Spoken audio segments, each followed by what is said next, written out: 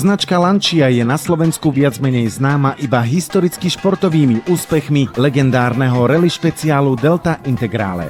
Civilné modely sa u nás vyskytujú len zriedkavo. Bola to len otázka času, kedy sa to Taliani rozhodnú zmeniť. Na našom trhu sa tak v poslednej dobe objavili prvé perličky tejto automobilky. Na jednu z nich sme sa pozreli trochu bližšie. Ide o najmenšiu Lanciu s názvom Y, ktorá je podľa nášho názoru určená hlavne tomu nežnejšiemu pohlaviu. A keďže Taliani dobre vedia, ako zalichotiť ženám, navrhujú im nielen krásne šaty, ale i autička doslova na mieru. Y je priam módnym doplnkom, podobne ako kabelka či topánky. Pre dámy s väčšou dávkou temperamentu pripravili konštruktéri v spolupráci s prestížnou dizajnérskou spoločnosťou Momo Design športovú verziu. A práve tá sa nám dostala do ruky.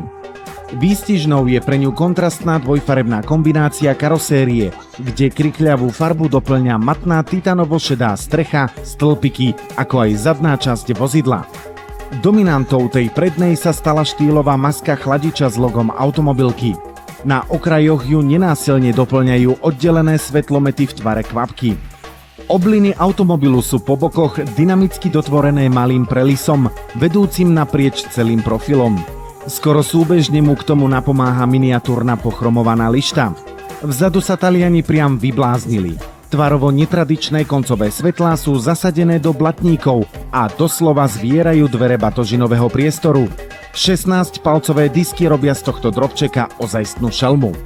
Podobne ako zvonku aj v interiéri zasiahla reformná ruka Momo Design.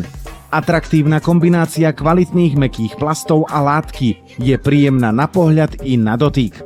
Sedadlá sú potiahnuté kožou a alkantrou. Nechýba všade prítomné logo talianskeho úpravcu. Pri takejto športovej verzii by sme možno očakávali lepšie bočné vedenie tela v zákrutách. Palubovka je orientovaná na stred, čo so slnkom za chrbtou sťažuje trochu viditeľnosť najmä údajov na palubnom počítači. Stredová konzola nám však pripadala, ako by bola navrhnutá pre úplne iné auto. Chcelo by to možno trochu viac originality. No i napriek tomu si na ňu rýchlo zvyknete. Nájdete tu doslova všetko od ovládania rôznych elektronických vymožeností cez dvojzónovú klimatizáciu až po rádio s CD prehrávačom. Vráťme sa ale ku rozmerom Y. Keďže ide už navonok o malé vozítko, muselo sa to odraziť aj v priestrannosti interiéru. Konštruktéri sa snažili jeho útlosť zmierniť variabilnosťou zadných sedadiel, ktoré sa dajú síce posúvať, no pokiaľ sa za volant usadí statnejší chlap a urobí si potrebné pohodlie, stanú sa zo zadných spolucestujúcich viac menej väzni.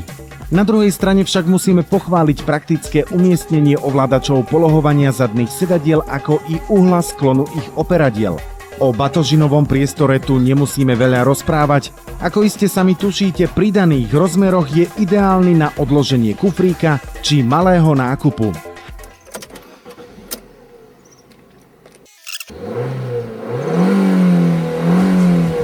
Momo Design to nie je iba o kráse a elegancii.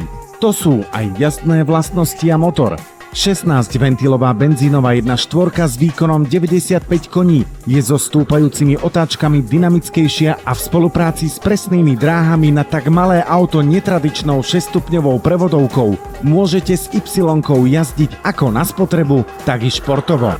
Pri vyšších otáčkach sa nám agregát zdal trochu hlučný, no pokladáme to viac menej ako daň za ponúkanú silu.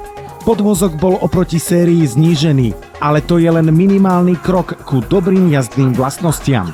V meste to tak nepocítite, tam naopak oceníte veľmi dobrú manévrovateľnosť, napríklad pri parkovaní. Ženy si už ani auto bez posilňovača riadenia nevedia predstaviť.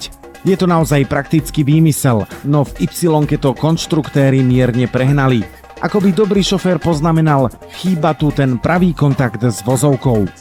Pri svižnejšej jazde a v ostrejších zákrutách treba viac skúsenosti za volantom, pretože pri nakláňaní karosérie auto stráca stopu a pôsobí nestabilne.